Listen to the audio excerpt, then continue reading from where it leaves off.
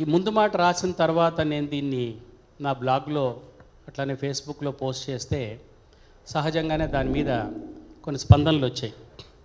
ఒక ఆయన నా మిత్రుడు, సంస్కృత ఉపాధ్యాయుడు, ఆయన ఏం రాశాడంటే, మీరు కేంద్ర సాహిత్య అకాడమీ అవార్డు కోసం కానీ ఎదురు చూస్తున్నారా అని రాశాడు. అంతేకాదు ఆయన ఏం రాశాడంటే, మీ ముసుగు కూడా బయటపడిపోయింది అంటే ఆయన ఉద్దేశం ఏంటంటే, ముసుగు అంటే నేను ఇంతవరకు వామపక్ష భావజాలం కలిగిన వాడిగా కనబడకుండా ఒక ముసుగు ధరించాను, ఇప్పుడు ఆ ముసుగు బయటపడిపోయింది అని ఏదో ఒక చాలా పెద్ద సుదీర్ఘమైన కామెంట్ రాశాడు ఆయన. నా మిత్రుడు, చాలా చదువుకున్నవాడు, పండితుడు. నేను ఆయనకి ఏం సమాధానం చెప్పానంటే, బాబు నువ్వు ఒక సాధారణ కమ్యూనిస్ట్ని విమర్శించినట్టుగా నన్ను విమర్శించి తప్పించుకోలేవు. ఎందుకంటే ఈ దేశానికి, ఈ సంస్కృతికి మూల కందాలుగా చెప్పేటువంటి గ్రంథాలు ఏమున్నాయో వాడిని క్షుణ్ణంగా చదివిన వాడిని నేను. కాబట్టి నువ్వు నా దగ్గర ఈ మాటలు చెప్పడం కుదరదు. నువ్వు మాట్లాడే వేదాలు, భగవద్గీత, భారతం, రామాయణం, ఉపనిషత్తులు ఇవన్నీ క్షుణ్ణంగా చదివాను నేను. కాబట్టి నువ్వు నేను ఇవేవో చదవలేదన్నట్లుగా ఒక సాధారణ వామపక్షవాదిలాగా భారతదేశం గురించి తెలియకుండా భారతదేశం గురించి మాట్లాడుతున్నాడు అని ఆయన విమర్శించినట్టుగా నువ్వు నేను విమర్శించలేవు, అది గుర్తుపెట్టుకో అని చెప్పాను. ఈరోజు నేను చెప్పదలుచుకున్న విషయం ఏంటంటే, భారతదేశం గురించి మాట్లాడేవాళ్ళు రెండు రకాలుగా ఉన్నారు. ఒకసారి రంగాచార్య గారు వేదాలు అనువాదం చేసినప్పుడు ఆయన ఒక మాట రాశాడు, వేదాల్లోనే అంతా ఉంది అనేవాళ్ళు, వేదాల్లో ఏమీ లేదనేవాళ్ళు ఇద్దరు కూడా వేదాలు చదవలేదు అని. భారతదేశంలోనే మొత్తం సమస్తం అంతా భారతదేశంలోనే పుట్టిందనేవాళ్ళు, భారతీయ సంస్కృతికి, భారతీయ విలువలకి ఎటువంటి ప్రాసంగికత లేదనుకునేవాళ్ళు, ఇద్దరికి కూడా భారతదేశం తెలియదు అనే విషయం చెప్పదలుచుకున్నాను నేను. ఈ ఇద్దరూ కానీ ఒక వర్గం ఒకటి ఉంది, మధ్యస్థంగా ఉన్న ఒక వర్గం ఉంది, సమన్వయశీలం కలిగిన వర్గం ఒకటి ఉంది. వాళ్ళల్లో వీళ్ళంతా ఉన్నారు. ఈ వేదిక తాలూకు ప్రత్యేకత అది. భాస్కరంగా తాలూకు వ్యాంటేజ్ పాయింట్ అది. ఆయన ఎక్కడి నుండి మాట్లాడుతున్నాడు మనం గమనించాలి.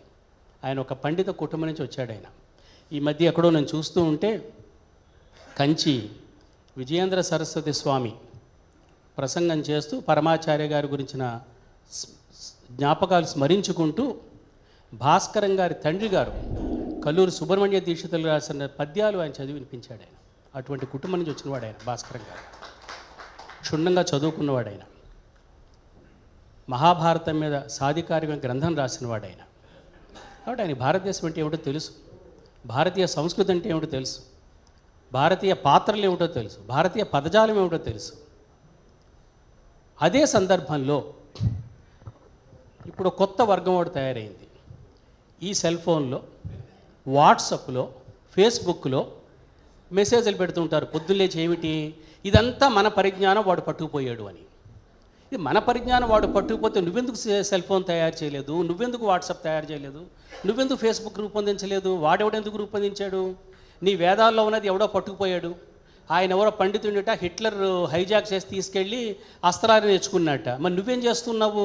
వాళ్ళు ఎందుకు చేయాలి ఇవన్నీ? వాడి టెక్నాలజీ వాడుకుంటూ, వాడు తయారు చేసిన సాఫ్ట్వేర్ వాడుకుంటూ, ఇందులో కనీసం ఈ కవర్ కూడా మనం తయారు చేస్తుంటాం మనం. భారతదేశం ఈ భారతదేశం రేపు 5వ స్థానంలో ఏమిటది 5 ట్రిలియన్ ఎకానమీ కాబోతున్న భారతదేశం తాలూకు గొప్ప యోగ్యత ఏమిటంటే ఒక కన్జ్యూమర్ కావడం మాత్రమే. మనం ఒక మంచి కొనుగోలుదారు కూడా కాదు, పిచ్చి కొనుగోలుదారు మాత్రమే మనం ఇదే తయారు చేయడం, మనకేది చేత కాదు. నువ్వు ఎంతకాలం మన ప్రాచీన సమాజం గురించి మాట్లాడుతూ ఉంటావు? నువ్వు చదివేవా? నీకు తెలుసా అందులో ఏముందో? నువ్వు వేదాల గురించి మాట్లాడుతూ నీకు తెలుసా? నువ్వు ఎప్పుడైనా చదివావు వేదాల్లో ఏముందో? వేదాలు ఇక్కడ పుట్టే ఎక్కడి నుంచో రాలేదు అంటే వాళ్ళు చెప్తున్నారు. వాళ్ళు ఫిలాలజీ ఒకప్పుడు కంపేరేటివ్ తులనాత్మక భాషాశాస్త్రం మీద మాట్లాడి ఇప్పుడు తులనాత్మక జన్యుశాస్త్రం మీద మాట్లాడుతున్నారు, వివరిస్తున్నారు, సోదాహరణంగా వివరిస్తున్నారు. నువ్వేం చేయాలి? దాన్ని, ఆ ఉపపత్తుల్ని నువ్వు ఖండించు, నువ్వు చదువు, అధ్యయనం చెయ్యి. ఆయన చెప్పిన ఉపపత్తులని తప్పు అని చెప్పు, వాదించు. టోనీ జోసెఫ్ చెప్పింది తప్పు, ఆంథోనీ రైక్ చెప్పింది తప్పు నువ్వు చెప్పు. నువ్వన్నీ వదిలిపెట్టి నా దగ్గర అన్నీ ఉన్నాయని చెప్తే నేను వినడానికి సిద్ధంగా లేను, ఎవరైనా వినొచ్చేమో. ఇది మొట్టమొదటి మాట. కాబట్టి భాస్కరం గారు ఏ స్టాండ్ పాయింట్లో ఉండి రాశాడని మనం గ్రహించకుండా, ఈయన గుడ్డి భారతీయ దురభిమాని కాదు, గుడ్డి పాశ్చాత్య దురభిమాని కాదు, ఈయన సత్యాభిమాని. సత్యాన్ని మాత్రమే ప్రేమించాడు. సోక్రటీస్ ఏమన్నాడంటే, సోక్రటీస్ ఓ మాట చెప్పాడు శిష్యులతోటి, ప్లేటో ప్రీతిపాత్రుడు కానీ సత్యం నాకు మరింత ప్రీతిపాత్రం అని చెప్పాడు. నాకు భాస్కరం గారి పుస్తకం చదువుతున్నసేపు కలుగుతున్న సంతోషం ఏమిటంటే, ఒక సత్య స్ఫురణలోకి, ఒక సత్యాన్వేషణలోకి ప్రయాణిస్తున్నప్పుడు మనిషి ఆయన నిలబడ్డ భూమిని ఆయన చాలాసార్లు ఆయన త్యజించడానికి సిద్ధపడ్డాడు. ఆయన మనకంటే ముందు మనం చదువుకోలేదు, సంస్కృతం చదువుకోలేదు, ఆయన చదువుకున్నాడు. ఆయన పండిత కుటుంబం నుంచి వచ్చాడు. వీటిని నిరాకరించడం నాకు చాలా సులభం. ఫేస్బుక్లో కూర్చొని ట్రోల్ చేసేవాడికి మరీ సులభం, వాడు ఏం చదవలేదు వాడు. కానీ చదువుకుని ఆ బ్యాక్గ్రౌండ్ నుంచి వచ్చిన వాటికి వాడు నిరాకరించడం చాలా కష్టం. అది ప్రాణాలు పోయినట్టుంటుంది, పేగులు తెగిపోయినట్టుంటుంది. అటువంటి కఠినాతి కఠినమైనటువంటి సెల్ఫ్ డినయల్లోంచి ఆయన ట్రూత్ వే ప్రయాణించాడు. ఇది ఒకటి నేను చెప్పాలనుకున్నాను.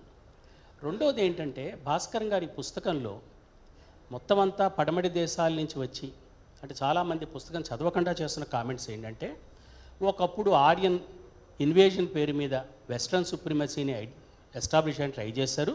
ఇప్పుడు మళ్ళా కొత్తగా జనుశాస్త్రం పేరు మీద పాశ్చాత్య ఆధిక్యత భావజాలాన్ని మా మీద రుద్దుతున్నారు, దాన్ని భాస్కరం గారు సమర్థిస్తున్నారని కొంతమంది రాశారు. పుస్తకం చదవకుండా, చదివి కాదు, చదివితే ఇదిగో ఇంత వినయ సంపన్నంగా మాట్లాడతారు, చదవకపోతే అలా మాట్లాడతారు. భాస్కరం గారు ఎక్కడా కూడా ఇదంతా పాశ్చాత్య దేశాలు తీసుకొచ్చాను కానీ, స్టెప్పిల్లో ఉన్నటువంటి వాడు యథాతథంగా తీసుకొచ్చి ఋగ్వేదాన్ని రాశారు కానీ భాస్కరం గారు ఎక్కడే పుస్తకంలో రాయలేదు. గమనించవలసింది ఏమిటంటే, ఏ జాతి, భాస్కరం గారి పుస్తకం అంతా చదివితే మనకి ఏమర్థమవుతుందంటే, ఏ జాతి కూడా ఈ సాహిత్యం కానీ, ఈ కళలు కానీ, ఈ గాంధర్వం కానీ, ఈ సత్యం కానీ నేను మాత్రమే రూపొందించానని చెప్పుకోవడానికి హక్కు లేదు అని మనకు అర్థమవుతుంది. ఏ ఒక్కళ్ళు సత్యాన్ని రూపొందించలేదు, అందరూ కలిసి రూపొందించారు. ఆ ప్రయాణాల్లో సత్యం యాడ్ అవుతూ ఉంటుంది, అక్యూములేట్ అవుతూ ఉంటుంది, రూపు మార్చుకుంటూ ఉంటుంది. ఉదాహరణకి జంద్ అవస్థ నుంచి ఋగ్వేదం దాకా ప్రయాణించారు ఒక ఇండో యూరోపియన్ శాఖ.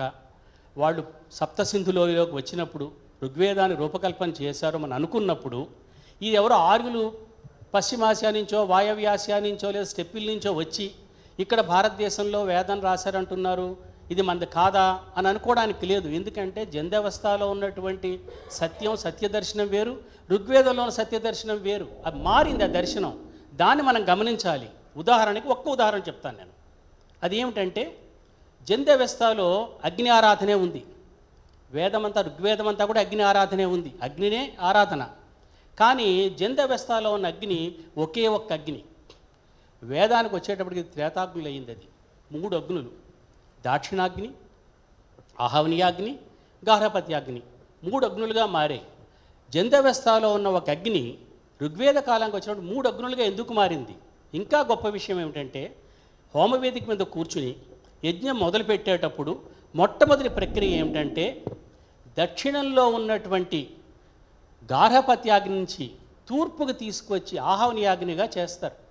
ఈ మధ్య 2 పండితులు ఋగ్వేదాన్ని వాళ్ళ జీవితకాలం 40 ఏళ్ళు కష్టపడి ఇంగ్లీష్లోకి అనువాదం చేశారు. లేటెస్ట్ బెస్ట్ ట్రాన్స్లేషన్ ఋగ్వేదం మీద ఇంగ్లీష్లో ఆక్స్ఫర్డ్ వాళ్ళు వేశారు. అందులో వాళ్ళు ఏం రాశారంటే, ఈ దక్షిణం వైపు అగ్ని తూర్పు వైపు రావడం అనేది ఒక మహావిప్లవం అన్నారు వాళ్ళు. ఒక సింబాలిక్ యాక్ట్ అది. దక్షిణంలో ఉన్న అగ్ని తీసుకొచ్చి ఆ యజమాని ఆ అగ్నిని తీసుకొచ్చి తూర్పు వైపు ఆహవనీయం ఇన్వోక్ చేస్తాడు అగ్నిని. ఇది జంధ్యవస్థలో లేదు, ఇది ఋగ్వేదంలో మాత్రమే ఉంది. ఇది ఇది ఇది స్పష్టమైన యూనిక్ ఇండియన్ కాంట్రిబ్యూషన్. ఇది నేను అది చూస్తాను. నేను ఇది పట్టుకొచ్చిన వాడు మధ్య ఆసియా నుంచి వచ్చాడా, వాయవ్య ఆసియా నుంచి వచ్చాడా, నాకు సంబంధం లేదు. నాకు సంబంధం ఏమిటంటే, ఇక్కడ ఈ నేల మీద ఏమిటి ప్రభవించింది, ఈ నేల తాలూకు కాంట్రిబ్యూషన్ ఏమిటి. అలా చూసినప్పుడు ఈ దేశంలో, భారతదేశంలో, భారతీయ సాంస్కృతిక ప్రయాణంలో ఉత్తర దక్షిణాల్ని, ఆర్య అనార్యుల్ని ఎవరైతే కలుపుకుంటూ వెళ్ళారో, సమన్వయం చేసుకుంటూ వెళ్ళారో వాళ్ళు మాత్రమే ల్యాండ్ మార్క్స్గా మిగిలారు. వాళ్ళకు ఋగ్వేదం అట్లాంటి ల్యాండ్ మార్క్, ఒక ఉపనిషత్తులు అట్లాంటి ల్యాండ్ మార్క్, ఒక బుద్ధుడు అట్లాంటి ల్యాండ్ మార్క్, ఒక భగవద్గీత అట్లాంటి ల్యాండ్ మార్క్, ఒక గాంధీ అట్లాంటి ల్యాండ్ మార్క్. ఈరోజు మొత్తం భారతదేశంలోనే పుట్టింది. ఈ మధ్యన ఒక క్యాలెండర్ చూశాను, ఐఐటి ఖరగ్పూర్ వాళ్ళు ఎవరో, ఒక విచిత్రమైన క్యాలెండర్ అన్నమాట. ఆ క్యాలెండర్లో వాళ్ళంతా ఏమిటో మొత్తం అంతా భారతదేశంలో పుట్టినట్టు రకరకాల పేర్లతో, ఆ వేదాలు సగం చదివి సగం అర్థం కాక సగం అజీత్తో రాసిన వ్యాసాలు అవి. తప్పు. భారతదేశం ప్రపంచానికి ఇచ్చింది, ప్రపంచం భారతదేశానికి ఇచ్చింది. ఇద్దరూ కలిస్తేనే మనం రూపొందాం. ఆ సత్యాన్ని ఈ పుస్తకంలో భాస్కరం గారు అడుగున ఆయన కొన్నిసార్లు నిశ్చయంగా, కొన్నిసార్లు హైపోథెటికల్గా, కొన్నిసార్లు ఊహాగానంగా, ఉదాహరణకు ఆయన కైక దశరథుడు యుద్ధం చేస్తూ ఉండగా చక్రం తాలూకు శీల ఊడిపోతే కైక తన వేలు అందులో పెట్టిందనేది రామాయణంలో ఒక కథ. అప్పుడే దశరథుడు ఆమెకు 2 వరాలు ఇచ్చాడు. ఆ కథ అంతా మనకు తెలుసు. ఈ కైక దశరథుడి తాలూకు రథంలో ఆ శీల ఊడిపోయించడం వేలు పెట్టింది అన్న ఒక్క చిన్న కథ తీసుకుని ఆ కథ వెనక ఉన్నటువంటి మొత్తం స్టెప్పీల నుంచి భారతదేశం దాకా జరిగిన మానవ వలసల పరిణామం మొత్తం ఎక్స్ప్లెయిన్ చేశారు. నాకు అట్లాంటి మేధావులు కావాలి, అలాంటి పరిశీలకులు కావాలి. అటువంటి వాళ్ళని స్వాగతిస్తాను నేను. నువ్వు అది చదవక ఇది చదవక మొత్తం భారతదేశంలోనే పుట్టిందనేవాడు, భారతీయ సంస్కృతికి విలువ లేదు, రామాయణానికి విలువ లేదు, రామాయణం పుకిటి పురాణ గాథ, రామాయణం పుకిటి పురాణ గాథ అయితే ఏమిటి, సత్యం అయితే నాకు సంబంధం లేదు. రామాయణం నాకు సాంస్కృతికంగా ఎంత ఇంపార్టెంట్ ఇది. అది నువ్వు విస్మరించినందువల్ల ఏమైందంటే ఈరోజు అల్లరి మోకలు అది ఒక మాబ్కి ఒక ఆయుధంగా మారిపోయింది రామాయణం. ఎందుకు నువ్వు దాన్ని లోహియా గారు చెప్పారు. లోహియా ఏమన్నాడు, రాముడు కల్పిత పాత్ర వాస్తవ పాత్ర సంబంధం లేదు, నాకు రాముడు వాస్తవం కన్నా వాస్తవ పాత్ర అన్నాడు. అది మనం విస్మరించినందువల్ల ఏమైంది, ఈడు రాముడు ఒక ఆయుధంగా మారిపోయాడు. ఈరోజు మనకి ఒకడు రామాయణం అనేది కావ్యం, ఒకడు రామాయణం చరిత్రగా చదువుతాడు, వాడు అంటాడు ఇది మూలవాసుల తాలూకు ఏదో అంటాడు వాడు. అది నీకు అర్థమవుతుందా? ఒక పరాయి వాడి భార్యను ఎత్తుకుపోయేవాడు నువ్వు మూలవాసు అంటున్నావు, నువ్వు మూలవాసులకు అవమానం చేస్తున్నావు నువ్వు, అంతేనా? పరాయి వాడి భార్యను ఎత్తుకుపోయాడు వాడు మూలవాసి అంటే నువ్వు ఎవరికి అన్యాయం చేస్తున్నావు? జీవితం అంతా గిరిజనులతో గడిపిన వాడిని నేను, నాకు ఒళ్ళు కంపరమైతే అట్లా రాస్తే మూలవాసుల మీద దండయాత్ర చేశాడు రాముడు అని.